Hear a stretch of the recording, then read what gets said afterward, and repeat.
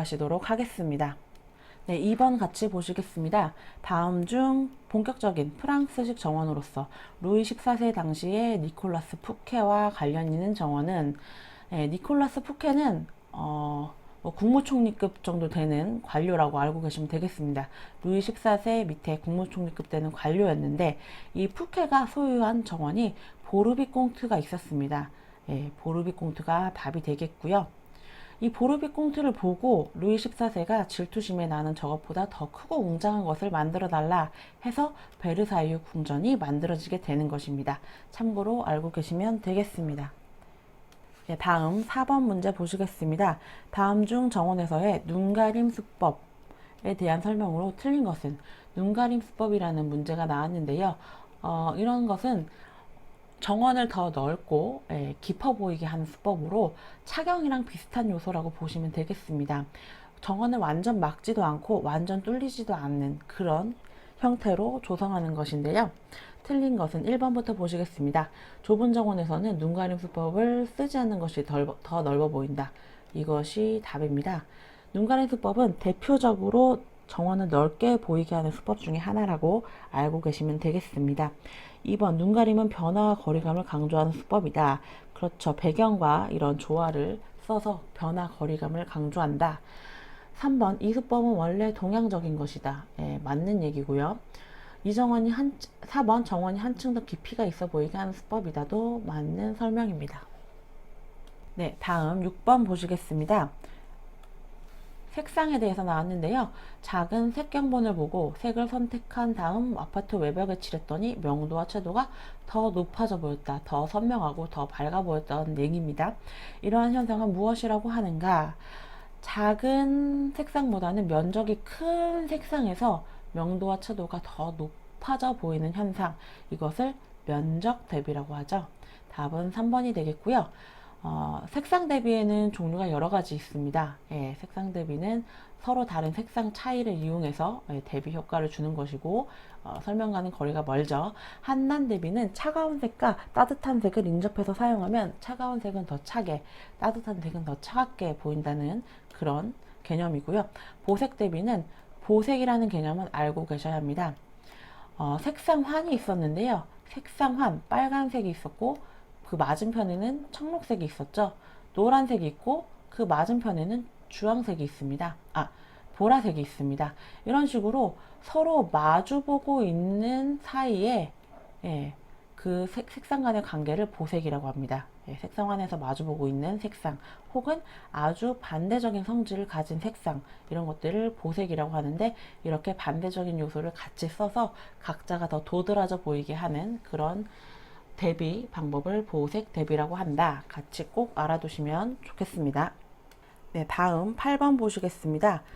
식재 설계도를 작성할 때 지금 수목 인출선에 대해서 물어보고 있는데요. 올바르지 않은 것은, 보시면 수목 인출선 같은 경우에는 수목이 있으면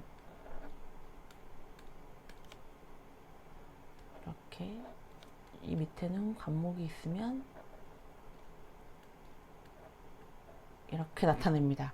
네, 그래서 이 위에 3주, 세주, 그루수, 본수가 나오고 수목명이 나옵니다. 뭐 벚나무 H 몇몇몇 W R 몇몇몇 이런 식으로 규격이 밑에 나오고요. 관목 같은 경우에는 뭐 20주 뭐 할까요? 개나리 H 몇몇몇 뭐 규격이 나옵니다. 네, 여기서 인출선 사용의 유의사항, 가는 선으로 명료하게 긋는다. 인출선은 가는 선이 맞습니다. 인출선의 수평 부분은 기입사항의 길이와 맞춘다. 이 수평 부분이 여기까지 딱 끝나게 맞춘다는 것입니다. 더 길거나 짧게 하지 않고요. 맞는 얘기고요. 3번 인출선 간의 교차나 치수선의 교차를 피하는 것이 좋습니다. 만약에 여기서 쓰고 이 위로 올라가서 교차해서 이렇게 쓰게 되면 어떤 것인지 표기하기가 힘들어지게 되겠죠. 맞는 얘기고요. 4번 인출선의 방향과 기울기는 자유롭게 표기하는 것이 아니라 한쪽으로 이렇게 맞추어서 쓰게 됩니다. 정답은 4번이 되겠습니다. 네, 10번 보시겠습니다. 미적인 형 그 자체로는 균형을 이루지 못하지만 시각적인 힘의 통합에 의해 균형을 이룬 것처럼 느끼게 하여 일단 균형이 이루어졌는데 동적인 감각과 변화 있는 개성적 감정을 불러일으키며 세련미, 성숙미, 운동감, 유연성을 주는 미적 원리는 네 가지 미적 원리가 보기에 나와 있는데요. 균형은 균형인데 동적이고 운동감, 유연성 이런 것을 줄 수 있는 균형은 비대칭 균형입니다. 대칭 균형이 있고 비대칭 균형이 있습니다. 알아두시면 되겠습니다. 균형의 종류는 대칭 균형, 비대칭 균형이 있는데 운동감, 유연성, 세련미 이런 것들은 비대칭 균형이 좀 더 관련이 있는 용어라고 보시면 되겠습니다. 네, 다음 13번 보시겠습니다. 보기에 들어갈 적당한 표현은 서운흥 시민 휴식공원 기본계획에는 왕릉의 보존과 단체 이용객에 대한 개방, 보존과 개방이라는 상충되는 문제를 해결하기 위해서 무엇을 설정해서 공간을 분리시켰다. 그러면 보존과 개방 이런 상충되는 문제를 해결하기 위해서 왕릉과 어떤 공간을 분리시켰다는 얘기인데요. 완충 녹지가 되겠습니다. 공간 성격이 아주 다른 것들이 맞닿아 있을 때 서로 완충 역할을 해줄 수 있는 공간 이런 것을 완충 녹지라고 합니다.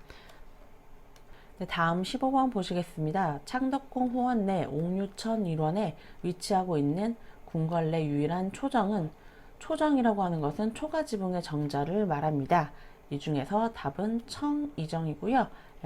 임금이 정자 앞에 논을 일구어서 논에서 생산한 볏짚으로 지붕을 이어서 초가지붕 정자를 조성하였다. 알고 계시면 되겠습니다. 네, 다음 16번 보시겠습니다. 비금속 재료의 특성에 관한 설명 중 옳지 않은 것은 재료에 관한 문제인데요. 재료에 관한 문제들은 이런 용어들이 또 중요하게 됩니다. 1번부터 보시겠습니다. 납은 비중이 크고 비중이 크다는 얘기는 밀도가 높고 무겁다는 얘기죠.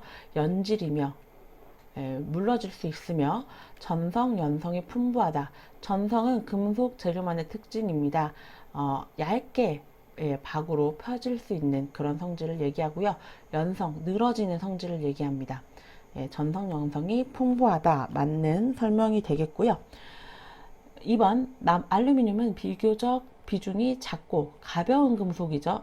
맞는 얘기고 연질이며 강도도 낮다.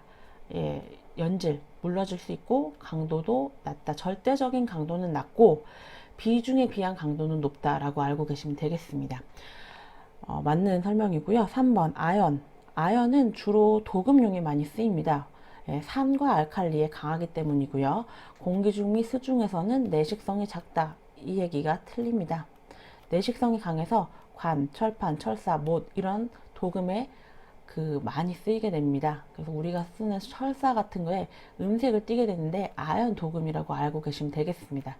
3번이 답이 되겠습니다. 네, 다음 19번 같이 보시겠습니다. 목구조의 보강철물로서 사용되지 않는 것은 1번부터 보시면 나사못, 목재를 보강철물, 연결하는 철물이란 뜻인데요. 나사못 쓰이겠죠. 2번 듀벨 맞고요. 목재의 연결 철물이라고 보시면 되겠고요. 3번 고장력 볼트는요. 볼트 너트는 연결 철물로 쓰이는 건 맞지만 특히 고장력 볼트는 철골 구조, 아주 무거운 그런 구조물에 쓰이는 것입니다. 목구조 등에는 쓰이지 않고요. 철골 구조의 접합에 쓰이는 콘크리트랑 철 또는 철과 철과의 그런 연결대 쓰인다고 알고 계시면 되겠습니다. 네, 23번 같이 보시겠습니다. 난데림의 대표 수종을 물어보고 있는데요. 이 앞에서는 한데림 수종을 물어봤었죠. 같이 보시면 1번 농나무, 2번 주목, 3번 전나무, 4번 분비나무입니다. 1번 농나무가 남부지방에 자생하는 수종으로 난데림의 대표적인 수종이 되겠습니다. 중부지방까지도 내한성이 약해서 잘 살 수가 없고요. 주목, 전나무, 분비나무 같은 경우는 주목, 전나무는 우리나라 전역에 분포할 수 있고요. 그리고 전나무, 분비나무 같은 경우에는 한대림에 속하는 수종입니다. 주목도 내한성이 있긴 한데 원래 한대림에 속하는 따뜻한 그 기후에서 잘 살기도 한데 원래는 한내림에 속하는 고산지대에 사는 소종들이다. 3개 알고 계시면 되겠습니다. 네, 26번 보시겠습니다. 앞에서 재료 문제에서 역학적 성질 이런 것들의 용어가 나왔었는데 또 나왔죠. 재료의 역학적 성질 중 탄성에 관한 설명으로 옳은 것은 1번부터 보시겠습니다. 재료가 작은 변형에도 쉽게 파괴되는 성질 이런 것들은 취성이라고 합니다. 유리 같은 것들이 취성이 있다고 합니다. 시험에 기출되었었고요. 2번 물체의 외력을 가한 후 외력을 제거시켰을 때 영구 변형이 남는 성질 이런 거는 영구 변형이라고 해서 물체의 외력을 가해서 외력을 제거시켰을 때 다시 원상태로 가는 성질을 탄성이라고 합니다. 영구 변형이 아니라. 그쵸? 3번 문제가 탄성이 되겠고요. 3번 보기가. 4번 재료가 하중을 받아 파괴될 때까지 높은 능력에 견디며 능력은 외부로부터의 힘입니다. 높은 능력에 견디며 큰 변형을 나타내는 성질. 높은 힘에 견디면서 변형을 나타내는 성질은 인성입니다. 예, 인성은 주로 뭐 철제 같은 것들 하중을 받으면은 변형이 되는데 견디어내면서 파괴되지는 않고 변형이 된다는 얘기입니다. 알고 계시면 되겠습니다. 네, 다음 27번 보시겠습니다. 보기와 같은 특성을 지닌 정원수는 형상소로 이용되고 가을에 열매갑니다. 열매가 붉게 된다. 붉은색 열매를 맺는다. 내음성이 강하고 비옥지를 좋아한다.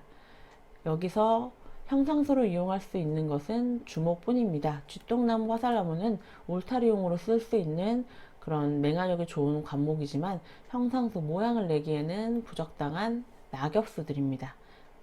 그래서 형상소로 쓸 수 없고요. 쥐똥나무는 검정색 그리고 화살나무 산수유는 빨간 열매는 맞지만 형상소로 쓰이지 않습니다. 알아두시면 되겠습니다. 네, 30번 보시면 양질의 포졸란을 사용한 콘크리트의 성질로 옳지 않은 것은 포졸란 실리카라고도 한다고 했습니다. 보시면 1번 수밀성이 크고 발열량이 적다. 이런 수밀성 발열량을 위해서 포졸란을 혼합하는 것이고요. 화학적 저항성이 크다. 이런 혼합 시멘트 종류는 다 화학 저항성이 커집니다. 3번 워커빌리티 및 피니셔빌리티가 좋다. 워커빌리티가 좋아지는 것도 이런 혼화재들의 특징이고요. 강도의 증진이 빠르고 단기 강도가 크다. 이거 모든 혼화재는 단기 강도보다는 장기 강도가 큽니다. 알아두시면 되겠습니다. 포졸란, 고로슬래그, 플라이애쉬 이런 혼화재 모두 단기 강도보다는 장기 강도가 크다. 틀린 답이라서 답은 4번이 되겠습니다. 네, 다음 문제 33번 보시겠습니다. 토양수분과 조경수목과의 관계 중 습지를 좋아하는 수종은 보시면 1번 주엽나무, 2번 소나무, 3번 신갈나무, 4번 노간주나무라고 나왔는데요. 우리가 산에서 많이 보는 수종들은 주로 건조지에 잘 견딥니다. 소나무, 신갈나무, 도토리 열리는 참나무 종류 중에 하나죠. 그리고 노간주나무, 이것도 향나무 비슷하게 생겼지만 산에 많이 사는 나무죠. 소나무, 노간주, 신갈은 산에서 많이 볼 수 있으면서 습지보다는 건조지에 강한 수종들이고 주엽나무가 습지를 좋아하는 나무로서 답이 되겠습니다. 콩과 수종으로서 가시가 아주 날카로운 특징이 있습니다. 참고해 두시면 되겠습니다. 네, 다음 34번 보시겠습니다. 나무 줄기의 색채가 흰색 계열이 아닌 수종은 이 앞전에 시험 문제에도 몇 번 나왔었는데요. 자작나무는 대표적으로 흰색인 아주 시험에 많이 나왔던 수종으로 알고 계시면 되겠고요. 흰색 맞고 1번 분비나무, 2번 서나무, 4번 모가나무 중에서 분비나무, 구상나무 이런 것들이 고산지대에 살면서 하얀색 계열의 수필을 갖고 있습니다. 그리고 서나무도 마찬가지로 고산지대 그리고 극상림 우점종입니다. 극상림 아주 깊은 숲에 사는 수종이라고 보시면 되겠습니다. 흰색에서 회색 정도의 수필을 가지고 있고요. 모가나무가 흰색 계열과는 거리가 먼 노란색, 초록색, 갈색 이런 것에 얼룩무늬의 수필을 갖고 있다. 알고 계시면 되겠습니다. 네, 다음 문제 38번 문제 보시겠습니다. 표준품 셈상에서 포함된 것으로 규정된 소음반 거리는 몇 미터 이내를 말하는가? 답은 20m이고요. 이런 것은 외우는 수밖에 없죠. 그러면 이런 것들은 어디를 보고 외워야 하는가? 표준품셈, 즉 국토해양부에서 매년 발행하는 표준품셈이라는 게 있습니다. 여기에 이런 소음방거리부터 뭐 할증이라든지 뭐 이런 것들 모두 규정이 되어 있습니다. 그래서 표준품셈을 다운받아서 한번 읽어보시는 것을 시험에 나오니까 추천해 드립니다. 네, 다음 문제 39번 보시겠습니다. 암거는 지하 수위가 높은 곳 배수 불량 집안에 설치하는데 암거의 종류 중 중앙에 큰 암거를 설치하고 좌우에 작은 암거를 연결시키는 형태로 넓이에 관계없이 경기장이나 어린이 놀이터와 같은 소규모의 평탄한 지역에 설치할 수 있는 것은 문제가 조금 이상하고 함정이 있죠. 넓이에 관계없이 소규모의 평탄한 지역. 여기서 암거의 종류는 중앙에 큰 암거가 있고 좌우에 작은 암거를 연결시킨다. 이런 형태라고 보시면 되겠고요. 평탄지에 주로 쓰이고요. 이런 거는 함정이라고 보시면 되겠습니다. 답은 어구령이 되겠습니다. 네, 다음 문제 41번 보시겠습니다. 다음 그림과 같은 땅깎기 공사, 절토공사 단면에 절토 면적을 물어보고 있습니다. 여기서 면적을 구하고 길이를 구해서 총 절토 부피를 구하게 됩니다. 근데 여기서 면적만 구하면 되는 문제죠. 이렇게 수학 문제가 가끔씩 나옵니다. 그래서 계산기를 지참하시는 게 좋겠고요. 수학 문제 같은 경우에는 계산만 정확하게 하시면 되니까 같이 한번 보시겠습니다. 이것은 어떻게 면적을 구해야 할까요? 일단 요 A부터 D를 포함한 수직 직사각형을 만듭니다. 네, 직사각형을 만들어서 이 직사각형의 넓이를 구한 다음에 1번, 2번, 3번 요 세 가지 삼각형의 넓이를 빼면 나오게 됩니다. 그런데 요 세 가지 삼각형의 넓이를 구할 때 요 높이만 알고 있고 그리고 기울기만 알고 있습니다. 1대 1.5 빗면에. 그래서 피타고라스 정리 이런 것을 이용해서 뭐 밑면을 구한다든지 해서 세 가지 면적을 모두 구할 수 있습니다. 큰 그 뼈대를 보시자면 큰 사각형으로 만든 다음에 작은 삼각형 3개를 빼는 방식으로 구해야 한다. 작은 삼각형 3개를 빼기 위해서는 요 경사로 나온 것을 계산해서 수직 수평의 길이를 구할 줄 알아야 한다. 이 얘기입니다. 네, 자세한 계산은 생략하도록 하고 다음 문제로 넘어가겠습니다. 44번 보시면 다음 토양층위 중 집적층에 해당하는 것은 보시면 가장 위층은 유기물층 그리고 그 밑에 용탈층입니다. A층. 유기물층은 A5층. 묶어서 그냥 A층이라고도 하기도 합니다. 유기물층, 용탈층, 그 다음 집적층, B층이 되겠죠. 그래서 B층이 집적층이 되고 C층, 모재층, D층, 기반층 또는 모함층 각 이름을 알고 계시면 되겠습니다. 네, 46번 보시겠습니다. 벽면의 벽돌 길이만 나타나게 쌓는 방법은 해설 및 용어 설명에 그림이 나와 있는데요. 벽돌의 길이면은 이면이죠. 길이면은 이쪽 면이 되겠는데 길이만 계속 나타나게 쌓는 방법은 길이 쌓기가 되겠습니다. 답은 길이 쌓기인데 오답도 알고 계셔야 합니다. 마구리 쌓기는 벽돌이 이제 우리가 보는 면에 마구리만 보이는 것입니다. 그렇기 때문에 이 마구리 이런 식으로 우리가 보는 면은 이쪽이고요. 이쪽. 네. 마구리만 계속 보이게 되는 길이가 이쪽이 되겠죠. 길이가 두께가 되고 마구리가 보이게 되는 마구리 쌓기고요. 옆세워 쌓기는 어떤 면이 보이냐면 마구리가 보이는데 마구리를 세워서 쌓는 것을 옆세워 쌓기라고 합니다.